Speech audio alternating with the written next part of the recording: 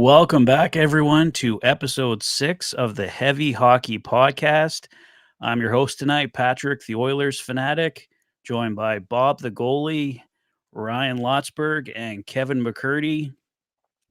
Gentlemen, it was a eventful week here in Oil Country. We got lots to talk about.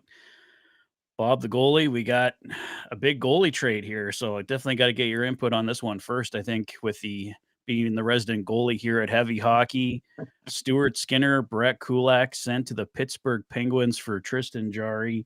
The full trade officially, the Oilers acquiring goaltender Tristan Jarry and forward Samuel Poulin from the Penguins in exchange for Stuart Skinner, Brett Kulak, and a second-round draft selection in 2029. We know to this point, Stuart Skinner has played one single game, and it has been against us here, the Edmonton Oilers. Tristan Jarry currently 2-0. Bob, your thoughts on the trade, and what do you think of Stuart Skinner as a Pittsburgh Penguin so far and Tristan Jarry as an Edmonton Oiler? Well, when it comes to them on their new teams, it's a pretty small sample size, but big picture on the trade. Well, on paper, I don't like the trade, but I understand the trade. The addition. Let's face it. The key pieces here are Skinner and Jarry. I mean, Kulak is a pretty substantial piece, though. Don't get me wrong, but the main focus here was on the two goaltenders. I think Jarry is definitely having the better season. No question about it. All the analytics, even just watching, the highlights and what have you. I mean, it's obvious he's having a better season. I personally think that Stu Skinner is still the better overall goalie than Tristan Jarry, but that can change and that can change this season, even depending on how it goes. It was only just a few years ago where I felt Tristan Jarry was a top 10 goalie in the NHL. Now, getting to the top 10, that's kind of fluctuating. Once you get past the first four guys, your other six guys in top 10, they kind of come in and out of the lineup a little bit on that list. But Jarry was definitely up there for a good portion of that season. And obviously, as we all know, had some struggles after that. So sustaining a top 10 quality is tough to do. But he's been there and not that long ago. And so I think the biggest key for both these guys, I think they just need to change of scenery. Skinner's time, he's at the point now here where he could do no right. Like we could have a shutout and it would be because how well the team played defensively. Or whenever we could lose 2-1, it was because of our goaltending. So it was just at the point where it was lose-lose for Skinner. I think he served us well. 2 Stanley Cup finals. Yes, he got pulled in playoffs from time to time, but he carried most of the load for us. I think for me, he's leaving a good taste in my mouth for the time he was here. I'm not one of those people who thinks he ever cost us a cup. I think Jarry is going to be motivated here. He wants to get back to the form he had before. He's on a brand new team in a city that he loves. I mean, he bought a house here while he was still in junior, I believe. He spent his summers here, if I'm not mistaken. So he loves this area. So I have full confidence in Tristan Jarry as an Edmonton Oiler. I think he has the capability to surpass Stu Skinner for sure. And I wish Skinner nothing but the best, 100%. It was rough to kind of see. He had a bit of a rough game against us. And of course, I stayed off Twitter because I knew there was going to be a blow up. But what an obvious one-sided trade this was. I don't think it was that one-sided. And the key reason because of Brett Kulak and also that second-round draft pick. That's actually a pretty key element of that trade as well. We knew, though, if we were going to trade for a goalie, Bowman was probably going to get fleeced a little bit because everybody in the NHL world knew that we were looking at goaltending. So considering the price, we did pay a little steep, but it could have been a lot worse. Let the Tristan Jarry chapter begin. Yeah, I mean, basically, Tristan Jarry is being brought in here to be that one win better than Stuart Skinner was. We'll see if it happens here. It's 2-0. It's a good start. Obviously, as you mentioned, Stuart Skinner struggling last night, but to start as your very first game against your former team, like that so rarely happens. And on such an emotional night, and some big things happened in that game last night that we're going to get to, of course. But let's go around the clock here. And Kevin McCurdy, you're next on the clock here. Your thoughts on the trade there? I think it was a necessary step for both parties. I think it was time for a change of scenery for Stu Skinner. I wouldn't be surprised if he was asking one since the summer. The pressure here last year was significant. Some of the things that were um, suggested to members of his family by members of the public were unacceptable. And frankly, I'm not at all surprised to hear a young goaltender decide that his home is no longer where he wants to raise his family, kind of in a matter of ways. Now, and don't get me wrong, I don't know that for certain, but we have a pretty good idea that he wasn't particularly happy about some of the threats that his family received, and it wouldn't at all shock me to know that that sort of was the predicator for the decision to be, you know, to talk to the team about moving. I suspect there was that conversation, whether it was a formal trade request or not. I don't think we'll ever know, but it does seem to me like that was the thing that was mutually agreeable from both sides. Um, I am concerned about Tristan Jarry's injury history more than I am his play. I think that his play will meet his contract, uh, even though it's kind of a bit of an uplift in price without much headache as long as he's healthy. Um, Having him in the first game and him tweak something in the first game is not a particularly great start to that. It was obvious when he went off over to head athletic therapist TD4s, and it was clear they were discussing something that wasn't quite right. So that's where I worry about with Jari is that he won't be as durable as Stuart Skinner was. We can talk a lot of shit about Stuart Skinner, but one thing's for sure, he basically missed no injury time in his time as an Oiler. If he did, it was a very short amount of time. Uh, Mhm. in one case, he had a concussion, right? Like, and that was from somebody running into him. It wasn't from a goalie related play like most often goalie injuries are. So, I have conflicted emotions about it. Again, I do think that it was time for a change of scenery for potentially both gentlemen, and it's, pretty unfortunate that Brett Kulak was the sacrificial lamb in the process, but, the one final comment, I guess, is that, at the end of the day, those guys are, the left side of this organization is really plugged up. We got 3 defensemen that are all making, over $6 million for now, on the left side of the org. Granted, Wallman is hurt, and not a lot of spot for Brett Kulak to play on his natural side come next season. Arguably, we didn't have space for him to play on his natural side this season. So I think that highlights an area of need on the right side of the depth chart, and I think moving on from Brett was sort of inevitable once Wallman was signed. Absolutely. Lots of your thoughts on the trade? So I was never really against making a move here. Like I advocated for patience here because I felt that the team was just playing so poorly in front of Stu and Calvin for that matter. And I thought Skinner had actually been making some strides this season. Like look at his underlying numbers; they're all better than last season. And the new goalie coaching looked like it was helping a little bit, but making the move, it sounds like it was a necessary thing based on some stuff that has come out since then. Like to Kevin's point, I believe it was Tom Gazzola suggested that both sides were open to a move of some kind.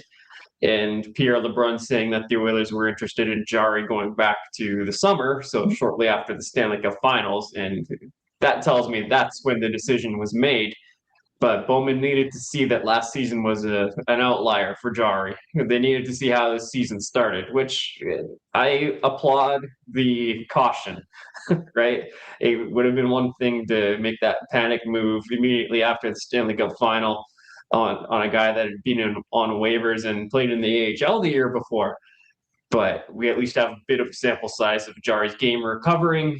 So while I still feel it was a bit of a panic move based on how the season had started so far for the Oilers and for Skinner and as a whole here, it it was a bit of a panic move. And I was looking at the price point, right? I was always concerned about the price point. And it turns out that price point was Skinner, Kulak, and a second round pick. And so Skinner was probably always going to have to be involved to make the money work for a goaltender that was better than backup quality or a diamond in the rough with some magic beans and pixie dust, you know? But I mean, Kulak, Kevin's got a good point there. The left side is kind of tight, and I think his future was set in stone when Wallman and Ekholm both extended. I mean, he's going to be 32 by the time his contract expires, and this team needs to get younger. And it was always a luxury to have Kulak and his 2.75 million on the third pair. It really was. And so if you're going to make a move to improve other areas of the roster, like I felt Kulak was that guy for a couple of years now. Like I felt he was in the way of Broberg, and I thought I was open to moving Kulak at that point when we were trying to keep him.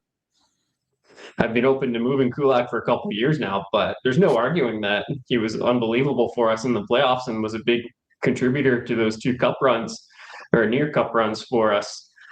And at the second round pick, it's in 2029. But if you follow me or listen to me at all, you know I'm very future focused, even in a win now championship window. Because eventually 2029 is going to come along. You're going to want them to go all in the middle of Draisaitl's contract. And who knows what's going to happen with McDavid at around that time. But if guys are taking 3 and 4 years to develop, you got to start thinking about life beyond McDavid and Draisaitl. And that starts at around the 2029 draft. And we just gave up a second rounder to address goaltending in season in a bit of a panic move. Right. So that's where my mind kind of goes to there. So I think it's a lateral move between Skinner and Jarry. I think Jarry's got a different set of issues than what Skinner's got. Kevin pointed out the injuries. Jarry clearly moves better laterally than Skinner does, but the first couple of games I've noticed some rebound control issues. A couple pucks that went right back out into the slot and ended up behind Jarry. And so we'll see how it all balances out. Jarry's got better high danger save percentage and better inner slot shot save percentage than Skinner, but Skinner is better at the easy saves than Jarry, which sounds funny to say because we've seen some softies go by Stu. So yeah, like, I'm not upset about this. I'm just kind of frustrated. It had to be a panic move, and we feel bad for Skinner and Kulak for the way it got handled and the way it played out.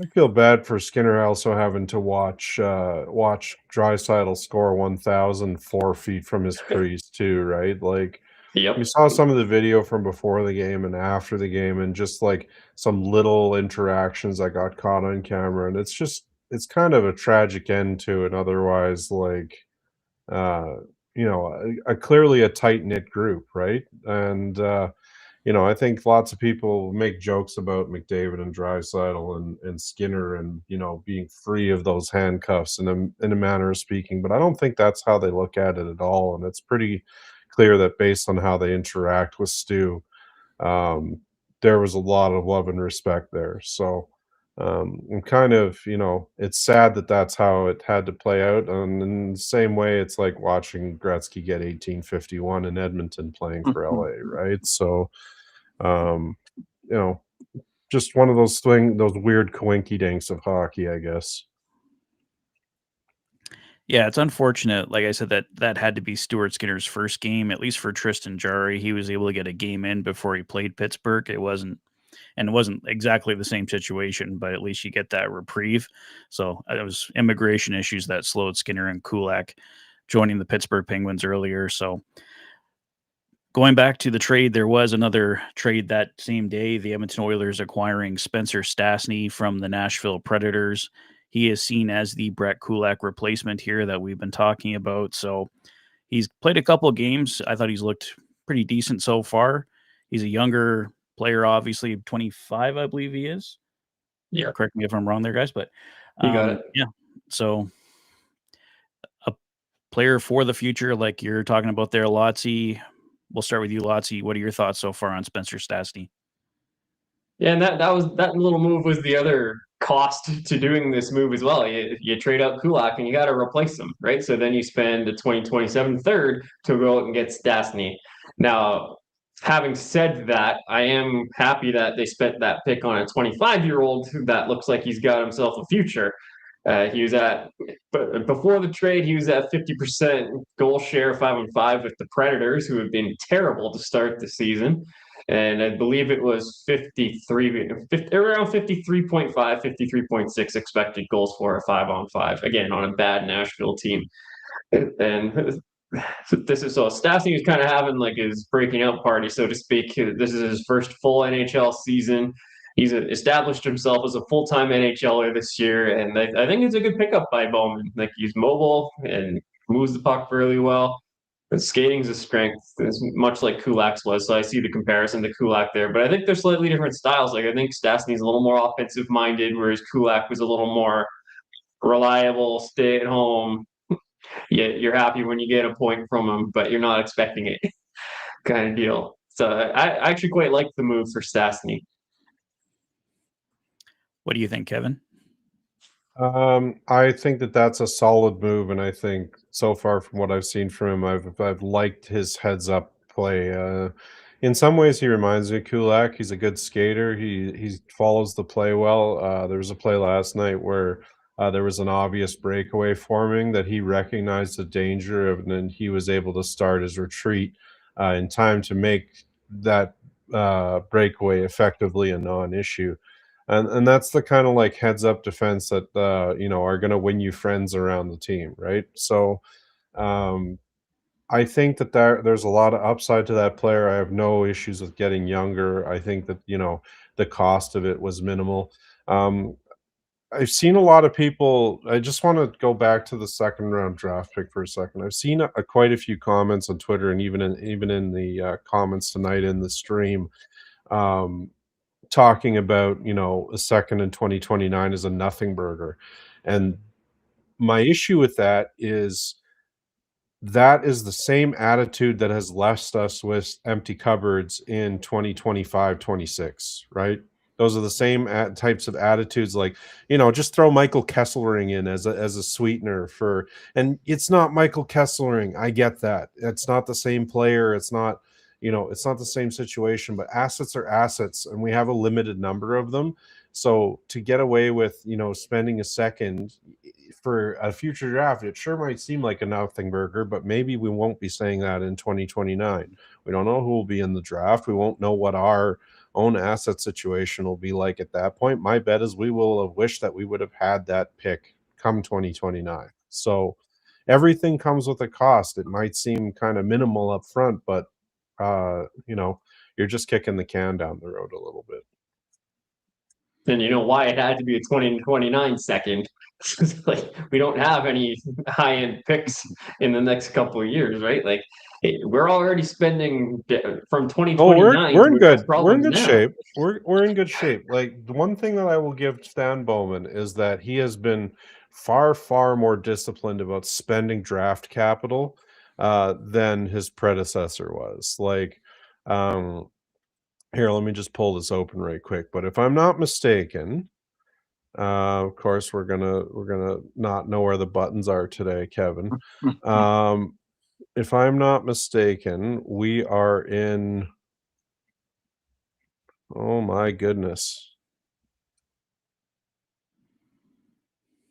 Buttons. There we go. You're right about the second, or sorry.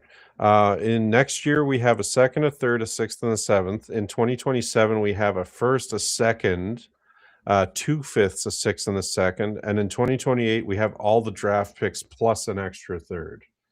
Yeah, so 2027, we moved a fourth and turned it into a fifth. Mm-hmm. And so we're already kind of spending from the 27 draft. 28 was untouched, but now we're going into 29 already, right? Mm-hmm. And because look at the state of the 26 draft. We've got like half our picks. Yep. But we also have been pretty good at signing players that I would be relatively equivalent to first rounders or close to it. Like, I think there's not much doubt that Savoy is going to be an NHL player, and probably an NHL player for a fairly long and healthy career, judging from what I've seen of him thus far. So, and I think that there's other gets. I think Quinn Hudson might be a get. From what we've seen of him, I think his skill set will translate well. So, I get the point, and I guess my point is, I'm cognizant that there is a cost to spending draft picks, and they have spent a lot of them, and they're paying for it now. So to be wanton about a draft pick 2 years from now means that we haven't learned the lessons of today, and that's the only sort of issue I take with it. I fully agree with that, and I think Bowman understood the assignment, and he's done a decent job of recouping some of those draft picks. Like Holland, the ones that Holland didn't trade away and actually used haven't developed into anything, right? The ones that did, Holloway and Broberg, well, we know what happened there. So there's the development was mishandled, and they both ended up opting to sign with St. Louis. So now that leaves us in a position where we're having to scour the ends of the earth to get guys like Atra Leppinen and David Tomaszek. And I mean, Hudson's played real well so far in the AHL, and I like that. There's other signings and other trades that he's made, Savoy, Howard, that have kind of addressed that issue. But again, learn the lesson. Don't put your team in that situation again. Yeah, and they've been stingier. I'll give them that they've been stingier under Bowman. Like Holland spent draft capital like it was water, and it shows. Yeah, I mean, and it's been how many Bowman. Yeah, and how many like we got one draft pick left of Tyler Wright and Ken Holland's draft selections? Two, I believe, but yeah. Is there two? Out of 35 picks possible, they have two people that are left in the organization that were from the Holland era. That's pretty embarrassing. Yeah, it's not a good look. No, it isn't. And I mean, Bowman's been around for a year. I like the Wallman trade at the deadline last year. Didn't like the Frederick trade. I always thought second was an overpay for him, and then double down on it with a expensive 8-year contract after what we saw from him in the playoffs was poor management, in my opinion. So like that one seems a little wasteful to me. But yes, generally speaking, Bowman hasn't gone crazy like Holland did. Yep. Yeah, I think the biggest thing too was having to use draft capital to get out of contracts like Zach Kassian's contract. At least in this situation, you're using a draft pick to address your goaltending. They were giving up draft picks just to get rid of a contract before. So that was just one way that Ken Holland was wasting them. So like to your point, Kevin, yeah, I think they've been much better at using them properly or to actually help the team here rather than just trying to fix mistakes. So we'll see what happens there. Bob, do you have anything to add there on the Brett Kulak, Spencer Stastny swap there? Well, again, like before, a little bit on the goaltending there again, it was that draft pick is one of the reasons. Like Pittsburgh acquired a starter / 1B goalie. They, a steady middle bottom pair defenseman and a second round draft pick, and we got a starting goalie and a minor league player right in that one. So you knew, like I mentioned earlier, you knew when the Oilers are going to make a trade for a goalie to address the goaltending need, we're going to get fleeced a little bit, and we got fleeced a little bit. But it was also something that had to be addressed, and it could have been worse. Stastny, I really love the pickup of Stastny, and I did since I heard his name, because the handful of games I watched Nashville play, he actually, it's kind of weird because he actually did remind me a lot of Brett Kulak just watching play on Nashville. And I think that also says something about what Brett Kulak brought to the table, that we find a guy who's quite similar to him and see the asset that he was. And now we're getting, a kind of a different version of him, but yet similar in a lot of ways. I think like Lotzi touched on, he's going to have a bit of more of an offensive upside. So he kind of finds his confidence a bit more than what Kulak had. But yeah, great skater. Seems to have a good head for the game. The first 2 games, I thought he played like really, really safe. Was afraid to make a mistake. This last game, I was actually really impressed with his last game. He seemed to be jumping up at the right time, recognized plays, developing, had good foot speed to cover, gaps and what have you. So yeah, great. That's a great move by Bowman there for a third rounder. That's a good pick. That's a good pick. Yep. Yeah, I may be talking out of turn here too, but I'm kind of excited for him coming from Nashville because the Predators do have a strong history of drafting and developing really good defensemen. So to get someone from that program, I'm sure they've changed out scouts, and I'm not even sure they're drafting right now, but I just know over the course of the years here, we've seen a lot of good defensemen come out of the Nashville system. So I think that could be another really good positive for the team here. Well, the So last defenseman we got out of Nashville worked pretty good for us. yeah, Yeah, that exactly. other dude. Yeah. Well, the other good thing about Stastny is that he played with Emberson on the U.S. national development Yeah. team. They were on a pairing together, not just playing with each other, but like with each other. So Yeah. that's kind of a nice little added bonus. And a special shout out to Emerson. I thought he was actually probably our best D-man last game. That's probably the best game I've seen him play in probably about a year. Emberson and Stastny are really making a case to be our second pairing, I've got to say.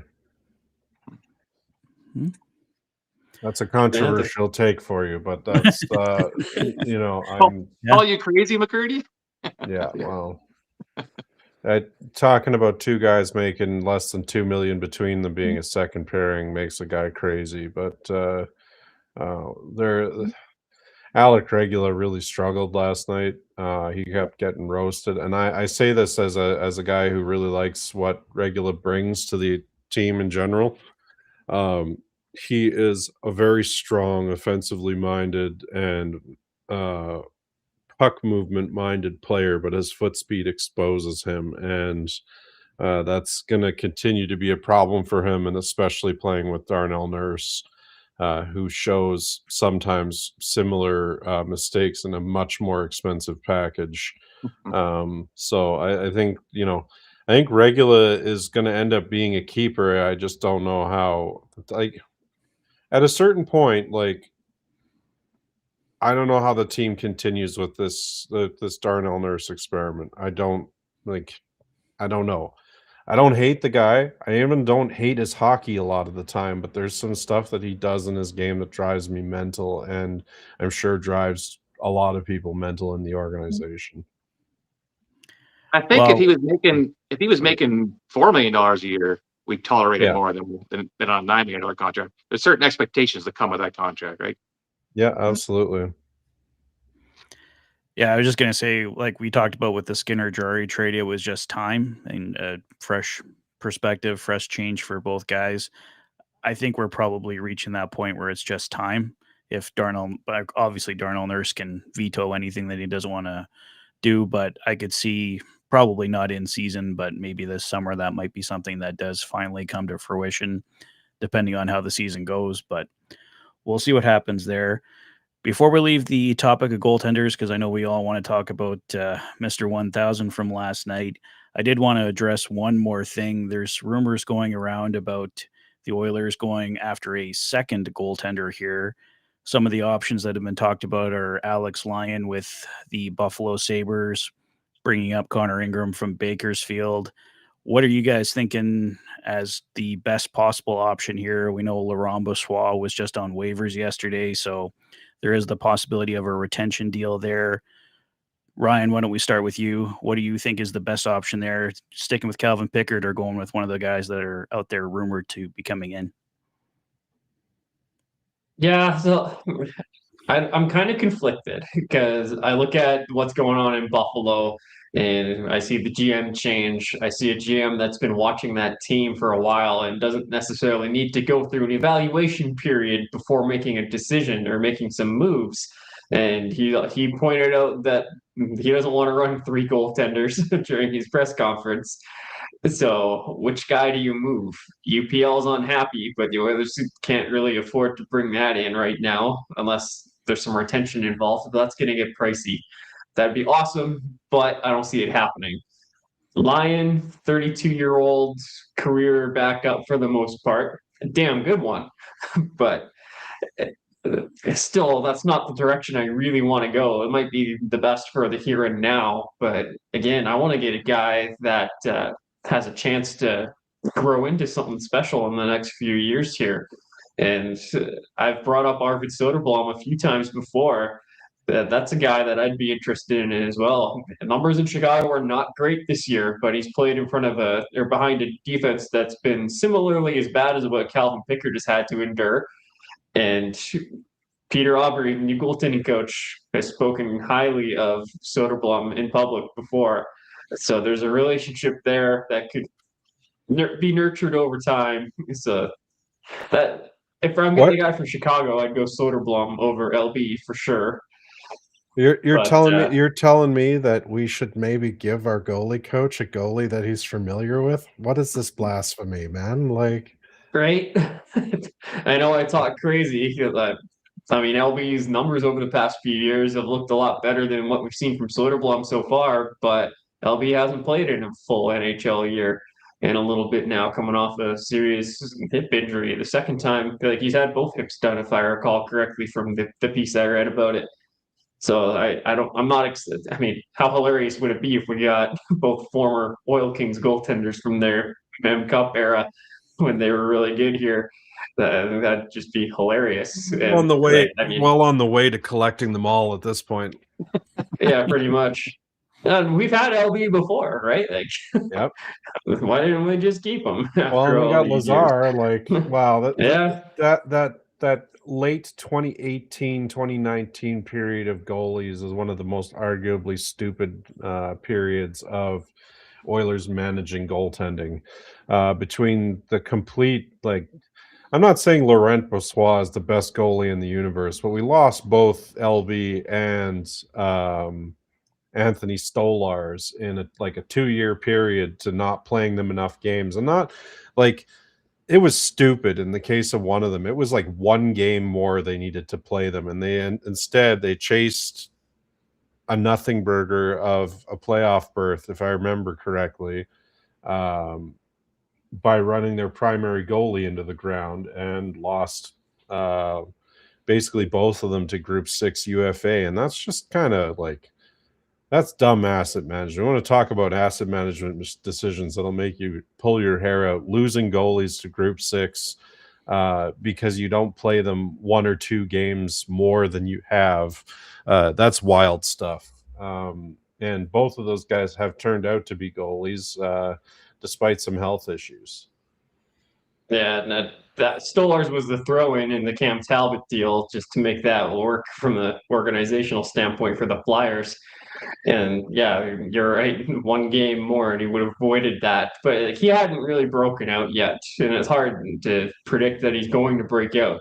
I mean, not that I'm defending a lot of what happened that season, because that was the year Shirley got fired, and he signed Koskinen to the 4-year deal 2 days before he got fired, or whatever it was. Right? Like how that happened, I'll never understand. But Well, yeah, you're right. we're still in year 10 to McDavid, and we're still year 11, and we're trying to find goaltending solutions and defense solutions. So, like, I don't know what to tell you. I think a guy like Stolars was lightning in a bottle for Toronto last year. I mean, he had a great year last year, but he's been a career backup his entire career, and now this year he's injury problems, but also like he hasn't played good this year. Last year might have been a one-off. So when we're looking at guys that got away, I don't really consider him as one that got away in that regard, because I don't know how much more reprieve he gets us. Like Kevin mentioned before about Jarry's injury history, that is a concern when it comes to, we're talking about a second goalie. Like, do we have the faith in Pickard to be to take the reins if Jarry goes down, especially with the season that Pickard's having? If this was last season, I'd have a bit more confidence, because I thought Pickard was one of the best backups in the NHL last season. This season has not been the case. So if Jarry goes down, then lots of we might end up having to make another panic move for a goalie. Right now, we do have a little bit of time to scope to see what happens. But again, trading for a goalie, we're going to get fleeced, right? That's all there is to it. So I heard Pittsburgh's got a guy that might be available. Yeah, well, if he has history with our goalie coach, that may work. So very brief, but And still take Blomqvist off their hands. I'm just saying. Oh yeah, I know. Or even that Murashov kind of thing. Those are some good young goalies there to develop. But I know they're trying to find that balance of young. Ideally, you want to try to find a balance of young but NHL ready. That's why I do. I don't mind your suggestion of Soderblom at all, Lottie, because he kind of fits that mold a bit. But yeah, it remains to be seen. It's interesting to watch. And me being a goalie guy, I salivate every time names come up. I'm not a Brasov booster. I'd like to stay away from him. I mean, I've actually even when he was backing up Edmonton, backing up Winnipeg, and whatever, I've never seen much greatness from him until the series against us when he was in Vegas. He played really well until he got hurt. But that's the best I've ever seen him. I've never seen him be able to sustain that at all. So I'm not sure if he's much of an upgrade on Pickard at all. Of the names you mentioned, Brasov is one thing, is a guy that brings up red flags to me. Sebastian Cossa.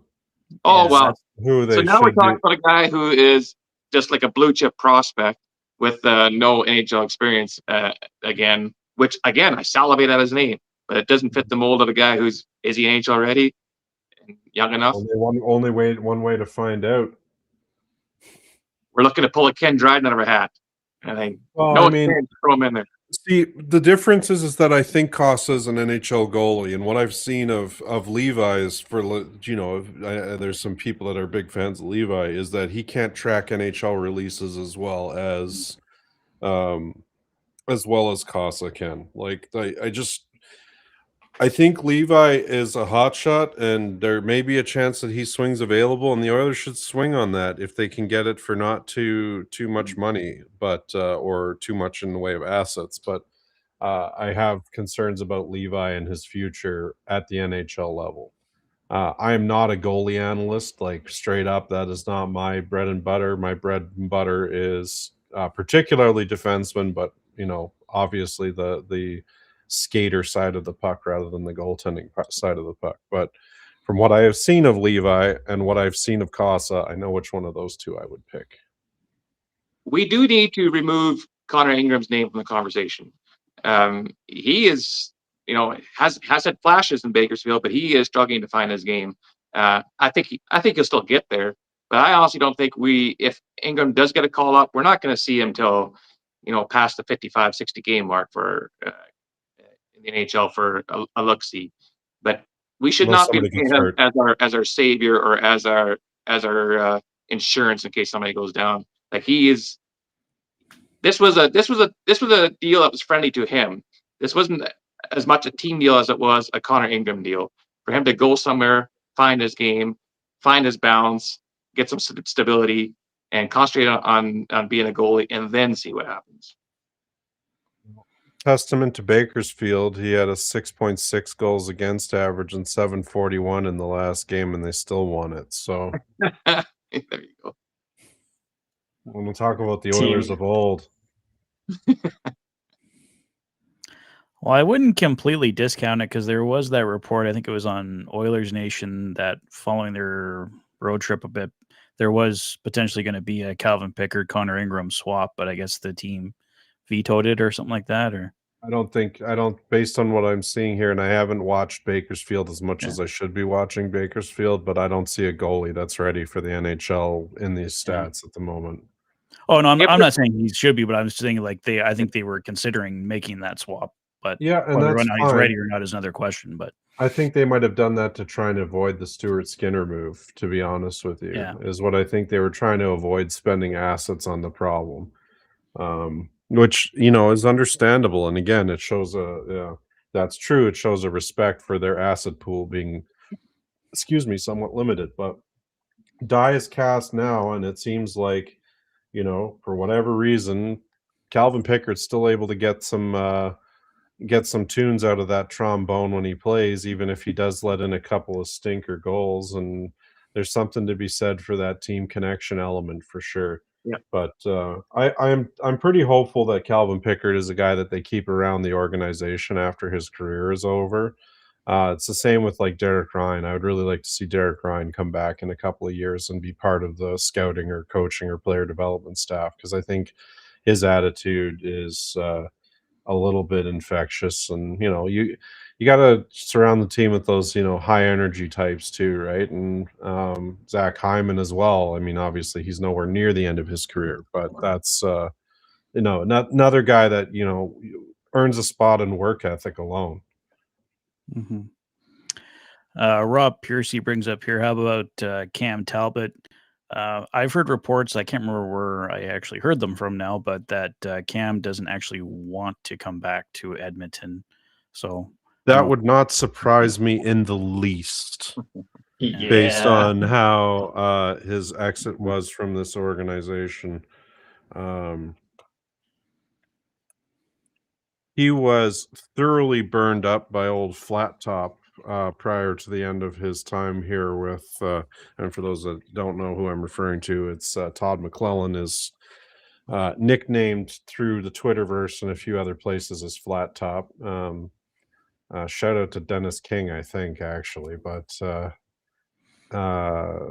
yeah, he was used to the point of exhaustion by the Oilers, and I wouldn't not be surprised to find out that he doesn't look at returning to Edmonton or its media market as a particularly favorable experience for the final year or two of his career. Yeah. I think we're all in agreement. If there's somebody out of Detroit, it's Sebastian Cossa we want. Like Bob Stauffer has brought up his name a ton, especially this past summer. They're trying to get younger in the goaltending. Yeah. Like the goalies that I'm hearing that they're targeting are all, in that same kind of like ready to break out in the end. And that is I gotta say, and pause on that for a second. That is a wonderful shift of philosophy to hear, if they can make any of it come true.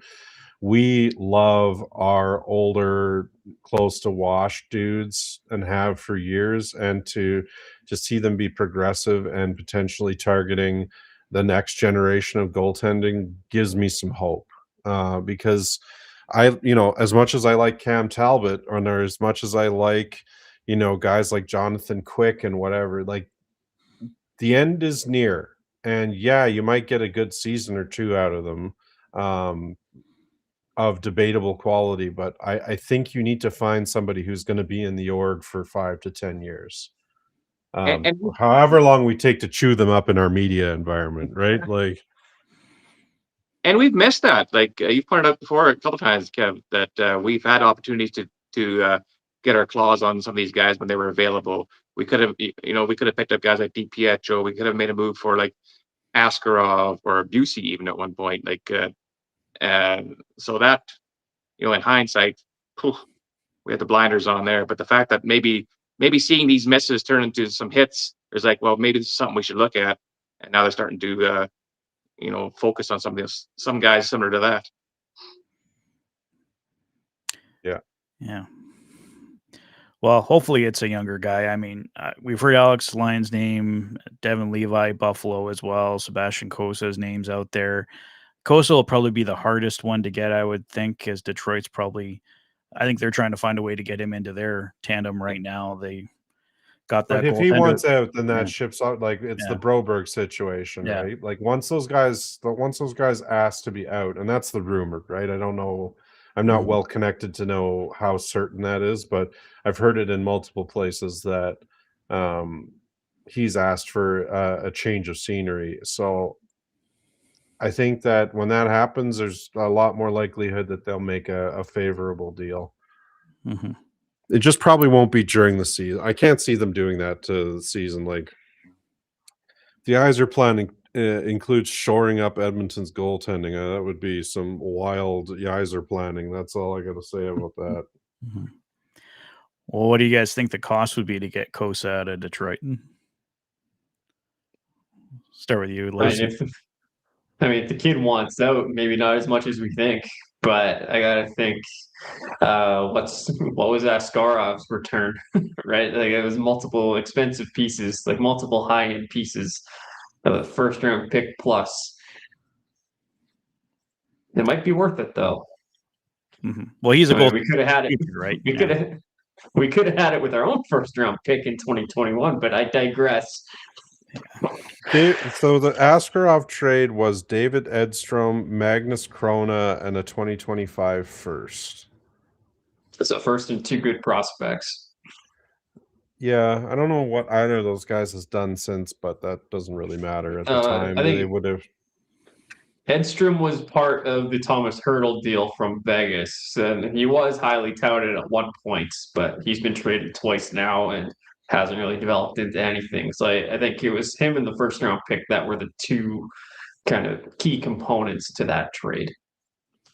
Yeah, he is 20, right? So he's a monster of a kid too. 1.9 meters. That's yeah. Anyway, I think that's probably what you're looking at. And then what are you talking about? Then you're talking about Bo Akey, Isaac Howard, like something like that, plus a first round pick. Like that's not like you better be damn sure there's a goaltender there. Yeah. Well, that's one where you're robbing Peter to pay Paul, right? Like you're getting your goaltender, but then you're taking away a potential guy that's for your future top six. So is your top six getting weaker? So your goaltender can get potentially better, right? Like from what we can like, I guess you can say Sebastian Cossa is showing well as well because they're both guys. I'm talking Ike Howard here. Both guys are showing really well in the American Hockey League, but we haven't really seen either guy. Cossa hasn't really got that opportunity yet to break out in the NHL. So if it was something like that, I think we'd be taking more of the risk there. Well, he's a blue chip prospect, and he has the potential to be a franchise goalie. So yeah, you're bang on. You're gonna lose pieces that are gonna hurt to get somebody like that. Yeah. Oh. Well, as long as they don't go doing something stupid like sending Ryan Nugent Hopkins somewhere, then or Evan Bouchard. Yeah. Well, I think we got the goalies covered there. Let's switch topics here to Mr. Leon Draisaitl hitting point number 1,000 last night. As you brought up earlier, Kevin had to do it to the left of Stuart Skinner. Unfortunately, Skinner had to watch on. I'm sure that's the last thing he wanted to see that night, but I think we knew going into that game was pretty much inevitable. And aside from Stuart Skinner standing on his head and shutting out the Oilers, Draisaitl was going to get point number 1,000 last night, and Connor also showing up in a big way. So, your thoughts, guys, on the Leon Draisaitl milestone there? We'll start with you, Bob. Wow, how exciting was that? I mean, I got goosebumps when I saw the whole benches clear out and jump on. I mean, I was particularly happy for Quinn Hudson because that's the most ice time he saw was during that celebration there. But I remember like Leon when they called him up, like when he first made his appearance with the Oilers back in 14-15 season. Is that right? Yeah, I think so. Right. And he struggled. He struggled to find his game, and they gave him a good 30 games or so to try and find his game to the point where they're like, you know what, we need you to go back down to find your footing. And there's a certain party that went, oh no, please don't let this be a first round bust, like just because all the tools were there, but he didn't seem to find it. But man, I mean, what a story! Now when he got called back up the next time, like he's never been down again. Like he found his footing, he found his game. He is an NHL premier superstar. He's the Malkin to McDavid's Crosby. Like those two are just peas in a pod, and nobody deserves it more. I mean, really, from like what's the percentage we heard about how much of the German scoring is he part of in the NHL history? Like it's an obscene number. Like he's the greatest German player of all time, and yet he still refuses to acknowledge that others aren't greater than him. When he talks about guys like Peter or whoever else is a German player. So yeah, I loved it. I like I said, I got goosebumps when that happened. What a great moment. Kevin, your thoughts? He was Dad's favorite player, to be completely honest with you, or at least active player. We both love how he plays hockey. I am particularly fond of some of his stylistic choices in terms of just how like one with the puck he is, right? Like zone entries, puck defense. Like I don't think there's anybody better in the league, and you could make a case that he's a top 3 player in the league at any given time. And he lives in Connor's shadow, and I don't think that he minds that. And I think he wishes sometimes he could take that spotlight from Connor and just let Connor be Connor. But he is an incredible player, and he's a real joy to watch. Incredibly smart dude on the ice, and has some pretty funny takes off the ice. Definitely, no doubt that uh, he's a pretty witty dude, and his dry sense of humor, so to speak, is rings through the team. Lotsy, your thoughts? Yeah, so in case you guys missed it, shortly before we went on air, I put out a piece entitled Draisaitl ist ein Eishockey Legend. That's German for Draisaitl is an ice hockey legend. He is more than just a German legend. He's more than just a legend here in Edmonton. He is an ice hockey legend. 5th fastest player outside of North America to get to 1,000 points. The 21st player to do it, and he is. Kevin, correct me if I'm wrong, but I believe it was one of your dad's last pieces where he was talking about Leon being the 50-goal, 100-point threat, just a total dual threat. Like Ovechkin got 50 goals and 100 points in 4 out of 5 seasons from his rookie year through 2009-10. Leon's the only other guy to do it since then, and he's done it 3 of the last 4 years. Yeah, I don't remember for sure if that was like all of the pieces sort of blur together after a while, but he was a huge fan of Leon Draisaitl. Again, both on and off the ice. And I think that, he's Leon's just a special player. He's a joy to watch play hockey, and it's just cool to see him always take the youngins and turn them into something, right? Like watching what he's done with Pods and Savoy is exceptional stuff. He's not playing with superstars. He's taking 2 kids with pedigree and turning them into more than they ever were before this. And it's hard not to root for the guy, and he's done it over and over and over and over again. Yeah, like Puck Colson's on a 20-goal pace right now. It's That's crazy. You would tell that to Vancouver. I'm sure they're air punching under the table right now. He finally looks like a first-round draft pick. Well, he is an incredibly smart player just by himself, and I think the change of scenery. I don't think he ever would have been this in Vancouver. I agree, and I don't think it's that Leon's making that. I think his work ethic is making that for him. But that's what it takes. You put guys with work ethic with Leon Draisaitl, and he'll turn them into something, right? That's the mark of a true leader, and I respect the hell out of it. Yeah, absolutely. And I mean, to your point about living in Connor's shadow, I remember old Flat Top there right in Leon's first or second season saying that, telling Leon, don't be scared to be the best player on the ice because you can be that on a lot of nights. And he has been that on many, many nights for the Oilers. So, yeah, and in my piece, I made sure not to mention McDavid's name at all because Leon deserves his own spotlight. Yeah, I think that's always been the biggest thing is Leon doesn't kind of get the credit he deserves. It's always been McDavid's shadow, and just doing this and hitting 1,000 points not too long after Connor did it, and with not anywhere near the fanfare that Connor gets, has just been incredible. And as you pointed out, Kevin, just like the guys he brings up with him, like Pod Colson has been fantastic, and he's turning into a real player here. We're starting to see that scoring for him this year, and that's a lot of credit to Leon Draisaitl there and believing in a guy like that and giving him the confidence to turn into that player. And that's clearly confidence he wasn't getting with the Vancouver Canucks. So right from top to bottom, he's a true leader, and we're extremely fortunate to have him here, having Connor McDavid and Leon Draisaitl. Just an absolute double blessing. And yeah, Draisaitl has been absolutely amazing. So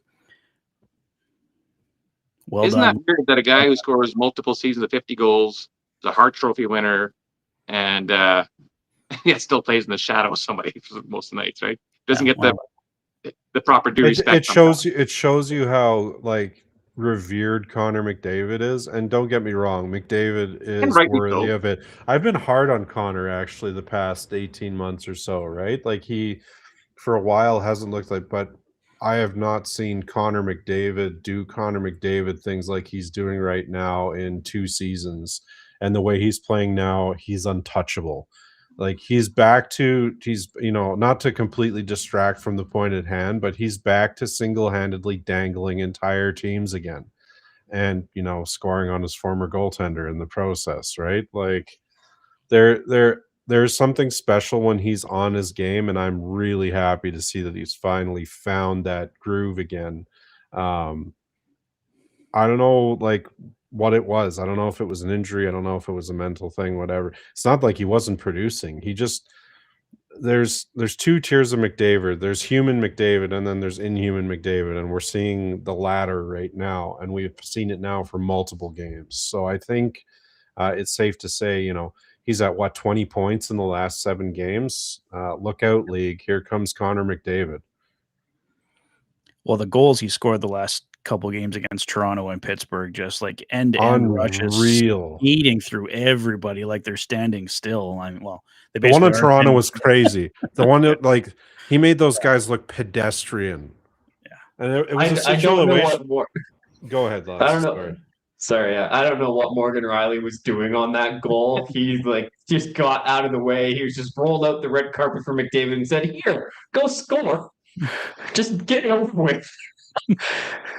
But yeah, I mean, prior to Morgan Riley just ducking out of the way there, he made some nice moves to get through. But yeah, I think Riley helped him out on that goal a little bit. Probably didn't want to Morgan- break his ankles again. Yeah, exactly. Riley is not the only issue with the Toronto roster, though. Oh my Oh goodness! boy. There was There's a whole some other show. world-class mail-ins happening there by the end of that game, and their leadership took quite a bit of heat. I don't think it's explicitly just Marner taking off. I think there's some fairly deep cultural issues in that organization that are really starting to fester a little bit, and I don't know how they're going to right that ship in their current window. Well, they could change their captain for one. Austin Matthews is a very good hockey player, but he is not a captain. Yep. But we could spend I'm a couple not hours disagree. No, we could. Turn this into a Leaf podcast. No, there's enough people talking about the Leaves all the time, man.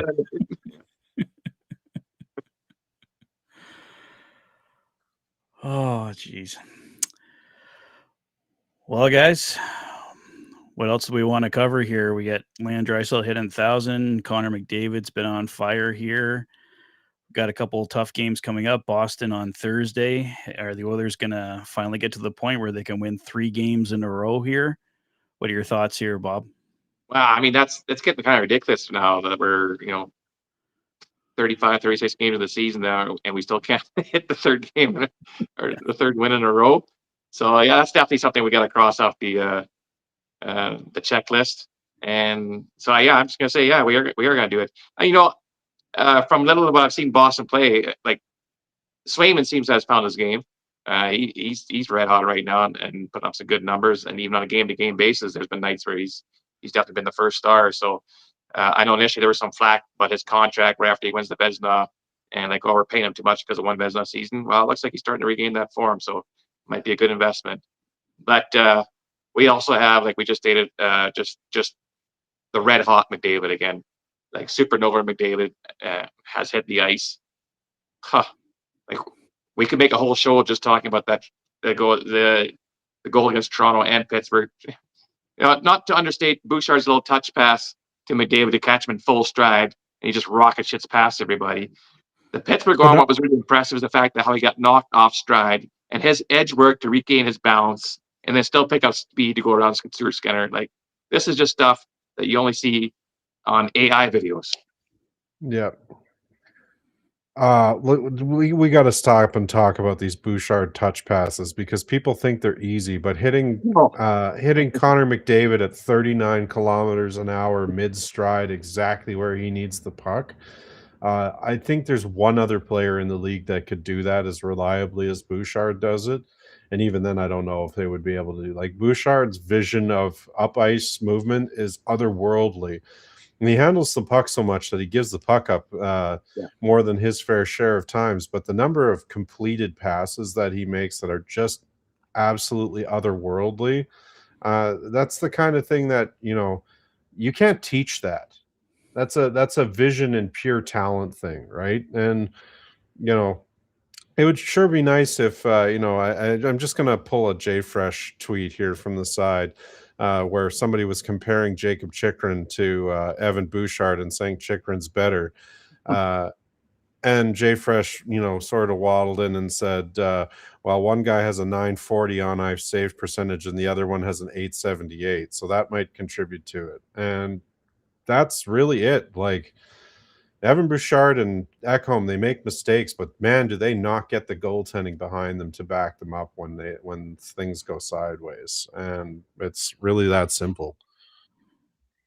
They want to compare Chikrin and Bouchard. Bouchard kills penalties too. Chikrin doesn't kill penalties in Washington, right? Bouchard is way underrated on the defensive side of the puck. How many times does he go into a corner second and come out with the puck anyways?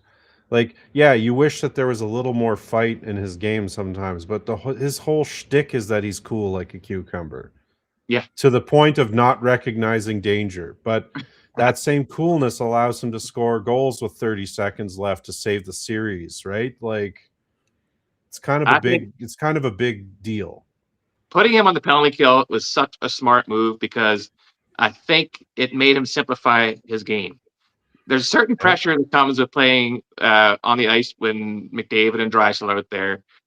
You feel like you have to make a play every time. You don't want to waste a shift with those guys out there and end up having to dump the puck out just to clear the zone or what have you. You're forcing plays that might not be there because you don't want to waste that time.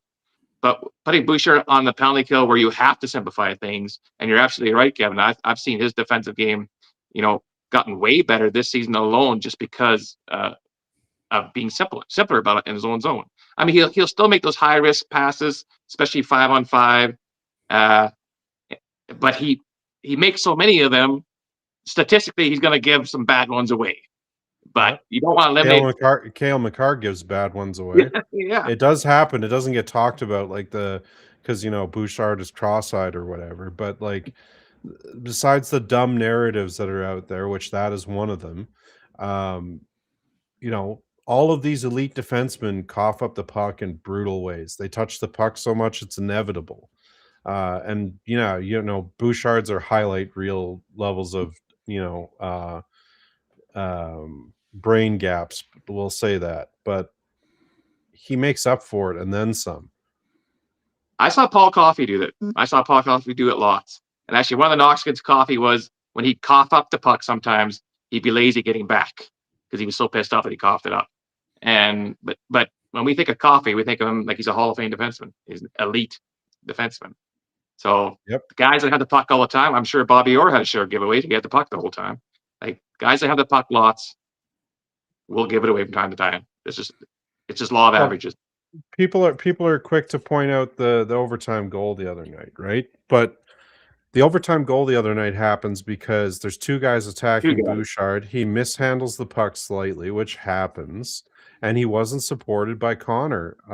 And then Connor also abandoned his coverage to cheat for offense. So, like, it's easy to wave the stick at the defenseman or the goaltender or the whatever, but you're playing 3-on-3 OT. Every one of the four guys that's on the ice matters. And that's, you could say that's the case anytime, but it's extra deadly in OT if somebody misses their assignment or misses their placement or what have you. Yeah, and it's all by your position you play, how much your mistakes get amplified, right? And we kind of bypass mistakes that are made by McDavid and Draisaitl more. Bouchard's more noticeable because it's a defensive mistake that usually leads into an offensive rush. And then obviously we're hardest on goalies because they have absolutely nobody to cover up when they make a mistake. It goes into the back of the net. So I think you get more leeway depending on the position as well. So that's something we got to keep in mind with Bouchard too, I think. But spoiler alert, though, that is one thing you like about being a goalie. You kind of like that pressure. I mean, yeah, you'll get shit on when you let in a bad one, especially at a bad time. But you want to be in that position where you can make that difference. And so, as much as it sucks when it happens, just realize he wanted that opportunity. Like, it's one of the things that draws you to it. Yeah, no. More evidence that goaltenders are crazy. There's lots of evidence that goaltenders are crazy. Well, we had to have one on the show for entertainment value right here. Feed me. Speaking of high-end defensemen, I don't think we can do a hockey show without mentioning the Quinn Hughes deal. Oh, yes. I mean, what a crazy deal. I was sitting there on a Friday night, just minding my own business, and then boom, Quinn Hughes to Minnesota. What a deal. 4 first-round assets, Marco Rossi, Z Boyum, Liam Ogren, and a 2026 first. I think there's a great deal by both sides. And no guarantees you're going to be able to, like, that's not a sign and trade. It's here's a boatload of assets for a maybe. Yeah, you get 2 playoff runs with them, hopefully. That's a ballsy move by Bill Guerin, but I think it's probably the right swing, and it could really change the outcome of his team's immediate future. It's already a dangerous team. Mm-hmm. It's just going to be interesting to see how it shakes out with all those guys that they included gone. I thought what do you think, so weird that we finally make a big trade for our goalie, and then Minnesota's like, watch this. Like, yeah, no, to get our 5 seconds of cheering for a new goalie, and all of a sudden, no. Only thing the Oilers could have won up with is if they traded Connor himself, and that's never going to happen. No. At least not willingly. No. Well, Quinn Hughes was saying all the right things about maybe possibly staying there. He's definitely open to the possibility. So probably depend on how, obviously the biggest factor will be how Minnesota does in the period until it's eligible to sign an extension. But to stay in pace in that division, Minnesota is definitely going to need someone like Quinn Hughes. So yeah, real ballsy move, like you said there, Kev. Well, he's in my mind, he's a top 3 puck moving defenseman. You have like Makar, Hughes, and Bouchard. I think probably the top 3 puck moving defensemen out there.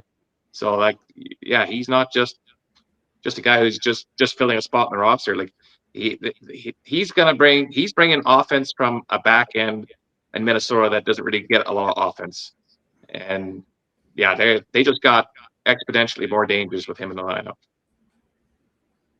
And they see Colorado having won a cup and what they're doing this year, and they see Dallas have been to the 2 straight Western Conference Finals, and they got Kirill Kaprizov, going to be the highest paid player in the league starting next year. So I mean, I applaud it. And I'm usually very future focused, but Minnesota, they've spent a lot of time creating this young core. They had a lot of assets that they could give up, and they pulled the trigger. Like Marco Rossi, I don't think was particularly happy there. A bit of a contract dispute with the team last summer, and they went short term with him for that reason. And they found a way to move him on. William, I don't think they were happy about giving up, but you're getting Quinn Hughes, so you got to give right. You got to give to get. And Ogren was kind of just starting to get into the league a little bit here. Haven't seen much of him yet. And then you don't know what this first round pick is going to be. But like, you don't want to say they're all expendable assets, but Minnesota's still got a real good team and will be for a while with this core. But yeah, then you look at what Vancouver's doing. It sounded like Quinn wanted out. He said that he wasn't going to re-sign in Vancouver after next season, given the way this season has started. Gosh. Yeah, dead last in the league when they made the trade. And lots of personality conflicts in that dressing room. And he finally just said, you know what, this ain't for me. And good on Jim Rutherford for making it happen. Just getting on it, and he got a great return. So yeah, I applaud both sides for this one. It was a great trade on both ends. I don't know if it's exactly like for this trade in particular, good move, but I don't think good on Jim Rutherford for letting it get to the point where your best player wants to leave town, though. I think he's got to be fixing the situation before that. Like the trade is I don't know if you can call it a recovery, but a nice small rebound to the situation for sure. But the Vancouver Canucks had to fix that situation. It's like the Oilers allowing things to deteriorate to the point where Connor wants out. And if we trade Connor and get a decent return, it's not a win at the end of the day. We lost the best player. And at the end of the day, Vancouver loses the best player. Maybe they get some pieces here that ultimately help them turn things around. But right now, I think it's a bad situation there for Vancouver. Well, in a matter of a couple of seasons, they lost their best player and defenseman and one of the top forwards. Just a couple of seasons. Like so, there, yeah, there's definitely a change in the environment over there. Yeah, he's not going to be relevant for a while. Mm-hmm. Yeah, well, that helps us anyway. The less teams that are relevant in the Pacific because we got Anaheim coming up, we got San Jose coming up. So if Vancouver takes a step back for a bit, that's definitely going to help our cause anyway. I wonder if the Oilers are not done yet, though. Either, right? Like, just it doesn't seem like they're in a spot that they would just clap their hands together and say, "Well, that's it for the season for moves." Like, it seems like a very sort of like half done state right now. And I think specifically what we're seeing with Tomashek, I'm not sure that, in the same way that Vancouver likes to move on rapidly from things that experiments that haven't worked out. I don't see Tomashek finishing the season here, but I could be wrong about that. We'll see how things play out in the next little bit. Well, I think he's the one that. Yeah, sorry Patrick. Finish your thought there, Flatzy. I think Tomashek's the one that's going to have to go to be able to get this team healthy and out of LTIR again, right? Like, how to go down. Kapanen went on LTIR, and then some guys started getting hurt. Now we got Wallman on LTIR. We got Philp on LTIR. Yeah, Klattenberg hurt. Roslovic's hurt. Like, there's lots of guys that are hurt and coming back soon. But to get a full roster reset and to get back to full health here, the Oilers are going to have to shave at least 1.06666, I believe was the number I came up with after the first round of this went down. And Tomashek is the only guy that kind of covers that off. And they don't have to do anything to get rid of him. They can just send him down and bury all but $50K of his contract. So, yeah, whether it's in Bakersfield or a trade elsewhere, I think they'd be smart to move him on, get an asset for him, and give the guy an opportunity to get some feet under him in the NHL somewhere else, because it ain't happening here. Yeah, I think he has the tools too. Like, you've seen some of his goals and some of his hands. Like, it's there. Yeah. He's not going to find that part of his game playing bottom six, and that's every other game. Yeah, exactly, in every other game. But to be fair, like, who's he going to knock off in our top six? So, like, he just doesn't really have he just doesn't really have the opportunity here. And I wish for him. I think if he goes to Bakersfield, if he goes to Baco, he's a top six guy there. Probably goes to somewhere else, he gets probably get a better shot at it. But yeah, I think at this point it's fair, if he to send him to another team if that's what he wants. He took a swing here, and it's just unless you're in the top six, like, he needs to be with guys that are sort of established pros. He has all the tools. We've seen it. He's good where he, in terms of where he needs to be. He's had some shitty puck luck, but for the most part, I think there's a hockey player there. I'm just not sure. I think there's a hockey player there for the Edmonton Oilers. And I don't know if you saw Speck's piece about it today, but I think he talked to him during the game last night. And yeah, like, he was saying that Bowman kind of, if he feels bad about the situation, but he didn't know he was going to sign Roslovic at the start of the season. Oh, that's very true. That was kind of the hole. That was kind of the hole that Tomashek was brought in to potentially fill. Hyman was out, and we needed somebody on the right side, so he got his opportunity there, and it didn't happen right away. didn't really work out for him. Then Roslovic came in and did what he did. And now Savoy's evolved and he's moved up the depth chart on the right-hand side. So, and Hyman's back now. So there's just really no room for him here anymore. What opportunity existed is now gone. So I think he's going to have to be a cap casualty at some point here, but they need the body in the lineup, or at least with the team, until we get back to full health here. No matter what kind of lineup you have, though, you don't pass up on a Roslovic for that kind of contract. Like, you make room for something. Yeah, no, you make it work. Yeah, the thing I was going to bring up before, I put out it on X a few days ago, a possible David Tomashik, Lucas Reichel trade with the Vancouver Canucks.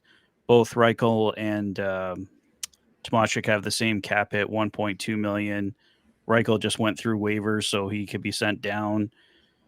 We know the Oilers had interest in Lucas Reichel before. I don't know how much, but it was reported by a few different insiders that the Oilers were looking at him. He's got the German connection with Leon Draisaitl. So just kind of curious what you guys would think of that as a possible one-for-one swap, just to try something. Start with you, Lotzie. And on the surface of it, it doesn't seem like a poor idea, but Reichel hasn't stuck with two organizations now. And again, where's he going to play? Right? Like, we don't have room for him when the roster's fully healthy. We're just be in the same situation we're in with Tomashik now, only we have a guy that's got to go through waivers first. Like, we at least have control over Tomashik right now. We can send him to Baco and we can work out a trade for him if that's what needs to happen. What do you think, Kev? I sort of agree on the two teams thing. I will throw an asterisk on that just because Vancouver has a history of washing their hands of things very quickly. Look at the situation with Vincent Desharnais. They signed him to a $2 million contract, and he was out within a couple of months. And that's a strange choice, right? Like, I understand that they were trying to hunt playoffs, but abandoning a guy that you just signed, that seems like that's an interesting set of decisions. So it's unless there's some kind of player interaction issue here or some other thing, I would say that trusting Vancouver's flippant disposal of a player is maybe not the most prudent thing to do. What do you think, Bob? I think right now, between the two players, Reichel might be the better one. He's also younger than Tomashik by a couple of years. But like Lotzie said, I think we end up they just swap skates more enough. Like, he's going to do the same thing Tomashik's doing now. He's going to play every second game. He's going to play bottom 6 minutes. And again, his style, that's not his style. So we're not gaining anything there except for, well, we're losing a little bit because he'd have to clear waivers. And all we're gaining is a couple of years on a guy that we use sparingly. Well, he's already cleared waivers because he was just on waivers the other day. So I think he's good for 30 days or whatever it is. But eventually, like, if he stuck with us long enough, he would be eligible to go on waivers again. But yeah, the biggest point, I think, Lotzie, like, it's finding room in the lineup to play. And then, I don't know, it was just kind of, I think, a fresh start for both guys, like the Jarry Skinner deal to a much smaller extent. But I don't know, just something I thought I'd throw out there as a possible one-for-one. We saw the Oilers and Canucks do that a couple times now. So kind of curious if anything came about from that, but it's been pretty quiet on that front. So it's not looking like it's kind of unlikely to happen at this point. We are closing in here on the 90-minute mark, and I know, Lotzie, you in particular have been doing a lot of work on the upcoming Heavy Hockey Showdown, and we got some news to announce on that. So I'm going to throw the floor over to you, and you can kind of give everyone the big update on what's happening with the Heavy Hockey Showdown coming up in March. Yeah, for sure. So I guess the big news is that registration for the event is now open. And having said that, the event is pretty close to full already. We've got around 10 spots left, if I'm remembering correctly. So the spots are filling up quick, and that's just a sign that the event has become super popular, and it's a tremendous event. Oilers Live and the rest of the Heavy Hockey Showdown committee has done an incredible job over the years of making this event what it is. And it's onwards and upwards from here. So we're looking forward to another big event. Details on how you can register and be a part of it are at heavyhockey.com/heavyhockeyshowdown. You can also check out at heavyhockeynet on X. We sent out a post from there earlier today with the registration link, and also a guide or a link to the fundraising guide that we came out with this time around. So whether you're playing in the event or you're somebody that just wants to step up and help support our fundraising efforts for SACE, we welcome you and we invite you to do so. We've got all the information on how you can set up a fundraising page is in the fundraising guide, which is the link for that's in the X post on Heavy Hockey Net. So check that out. And if you got any questions, you can fire a DM my way or to Oilers Live, or probably even Dash in the Park would be willing to field some questions, I'm sure. Patrick, you're on the committee as well, so fill up Patrick's DMs. But no, we're super excited to get registration open for the event, and that it seems to be going quite well so far. I haven't registered yet. It's going too well. I haven't registered yet, so I got to do that here right away. Yeah, get on it, Bob. Time's running out. But we're still a ways away from the event. It's on March 14th, downtown Community Arena. The event is going to go from 1 till 4 p.m. that day. That's what the ice time is booked for. So if you're able to get a spot and play, we'd love to have you. And if you're able to come on out and watch us old bastards skate around and make fools of ourselves in support of a great cause, then we'd love to have you out for that as well. So yeah, check it out, heavyhockey.com/heavyhockeyshowdown. Yeah, it was my first time at the event last year. I had a lot of fun. I was just doing I wasn't on the ice because keep the game competitive, but doing some video stuff behind the scenes. Had a lot of fun with you, Bob, in the penalty box there, filming some comedy videos there. So yeah, it's a lot of fun, guys. Heavy Hockey, the guys here taking on the guys from Edmonton Sports Talk. So Dustin Nielsen, Tom Gazzola, all those guys, Matt Awanek, they're all going to be down there. So it's going to be a fantastic event. I think you're joining this year as well, Kevin, right? Yeah, that's the plan. Yeah. So we got the big celebrity appearance here. So you're definitely going to want to come down.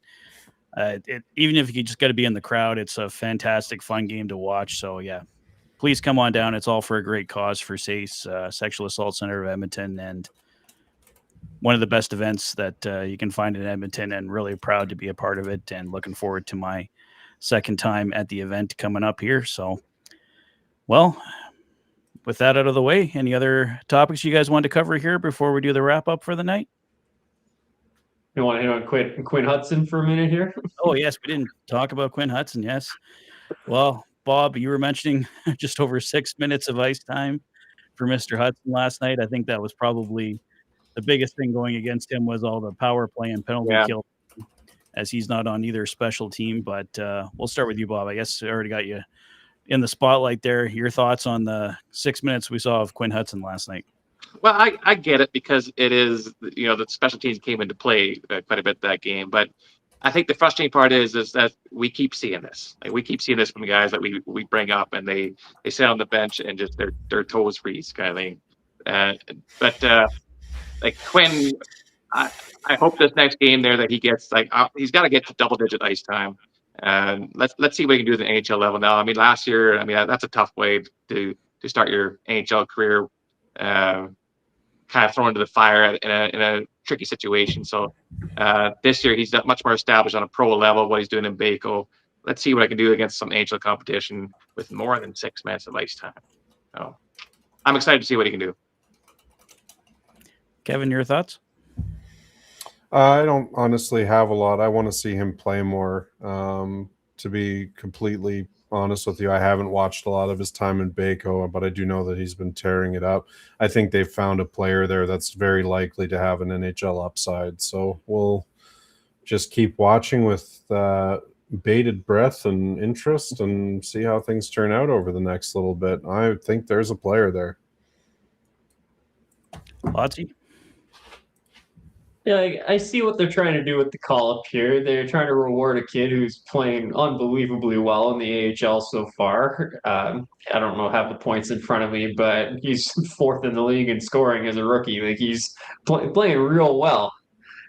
And it's like I get that, but this is a player that I want to see continue to do this for a long stretch of time because I mean, the only reason he's getting this chance right now, for aside from him having earned it in the A, is because there's a lot of injuries up here right now. But we've got Max Jones up here for that reason, just an extra body on the road trip. We got Tomashek, who's kind of in and out of the press box. And then you got Quinn Hudson, who we got 6 minutes of ice time last night. Like, I get where people are coming from. This is the type of player where if you're going to have him play at all, it might as well be with some decent players in the top nine. And playing him for 6 minutes doesn't really do him much for his development. But I don't see this as anything more than just a reward and a pat on the back that says, "Good job, kid. Keep it up." He'll be back down by the end of the road trip, I'm sure. And he'll continue doing what he's doing in Bakersfield, which is fantastic. That's great. And I hope he does develop into a useful player for us, whether it's bottom six, maybe top six if we're lucky, right? But I think there might be a player in Quinn, good two-way game, who clearly knows how to score. Just now's not his time, and that's okay. Yeah, I mean, the biggest thing I had was when I saw the lineup for last night's game and I saw him on the fourth line to start. I thought he should have at least been on the third line to start. I didn't expect him to be in the top six or anything like that. But I think with the season he's had with Bakersfield, he at least earned that opportunity. The guys that were sitting there on the third line, I didn't think had been playing exceptionally well as of late. So I think Quinn Hudson could have started more. But at the same time, we know head coach Chris Knobloch likes to bring these guys in slowly and methodically in his way. So it's nice that Quinn Hudson is getting this opportunity, and with getting guys back here in short order, hopefully here, we know a couple guys are supposed to be back before Christmas if everything stays on the timeline. But we know that changes a lot with the Edmonton Oilers. So Quinn Hudson probably isn't here for a very long time, and it's probably better for him to get back to Bakersfield playing those top line minutes with Ike Howard and Josh Szymanski. But for now, just I hope he can get something probably closer to maybe 8 or 9 minutes next game if the opportunity allows, and just to give him a couple shifts maybe with McDavid, Draisaitl, just, see what the kid can do here. So we'll see what happens on that front. But as we close in here on the final 3 minutes, I thought everyone could get in their final thoughts. Bob will give you the final thoughts of the night here. So I'll wrap up here, and then we'll go to Lotzi, Kevin, then finish up with you, Bob. Just want to say thank you to everybody in the chat for joining us tonight. As always, we had a great turnout. Appreciate all your input on the show here. Thank you to everyone. Kev, Lotzi, Bob, you were all fantastic tonight. Had a pleasure hosting you guys tonight. And yeah, hopefully the Oilers going forward here can get win number 3. They got 1 now. Going here, get a couple more, and strong finish here to 2025. You can find me over at the Oilers Fanatic. I have my own YouTube channel there doing news and game reviews. So if you want more Oilers content, you can find it there. But as always, here with these guys for the Heavy Hockey Podcast every Wednesday. Might have a different day in the next couple weeks here with Christmas Eve and New Year's Eve coming up. And I know we want to talk some Olympic hockey rosters for Team Canada and maybe some of the other countries here coming up as well. So you guys can look forward to that. That's all from me, guys. I'll pass it off to Lotzi. Yeah, for sure. Thanks everybody for tuning in, and just give a quick shout out to some of our writers at heavyhockey.com. Bob's got his 30-game power rankings piece that just came out a couple days ago and just got posted today on social media anyway. And Eric Friesen put out a post in anticipation of the Jarry versus Skinner matchup that happened last night. And you can catch my piece on Draisaitl's 1,000th point that I just posted a little earlier tonight. And you can catch all that on heavyhockey.com. And once again, just be sure to check out heavyhockey.com/heavyhockeyshowdown for information on the event and how to sign up. And yeah, thank you to Oilers Live for being the guy that runs the event and has the vision to drive it forward. And it's turned into such a great thing. And I'm definitely proud to be a part of it as well. And with that, I guess I'll move on to Kevin.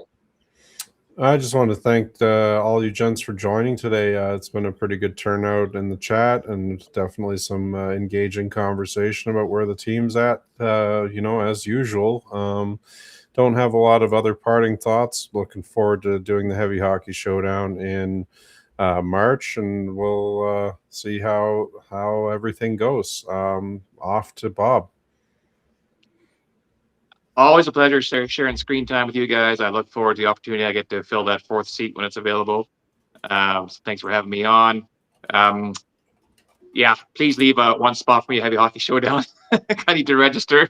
That's on me though. Every time I remember, I'm not available for it. So gotta get that going. Let's enjoy this ride. It looks like the Oilers are turning things around. We will get a win streak happening here shortly. I'm confident of it. Let's enjoy watching Supernova McDavid take flight here. Let's see what our new guys bring to the table, especially in between the pipes. Excited to see that all develop. Thank you so much. Oh, it's also Oilers Live, Michael Bear's birthday. Is it tomorrow? Yeah. Tomorrow, So there you go. So give him a shout out on X or other social media. Wish him happy birthday. He is basically the godfather of heavy hockey here. So much respect to him and much love to him. So make sure to give him a shout out. And other than that, you guys have a great week, and we'll see you on the other side.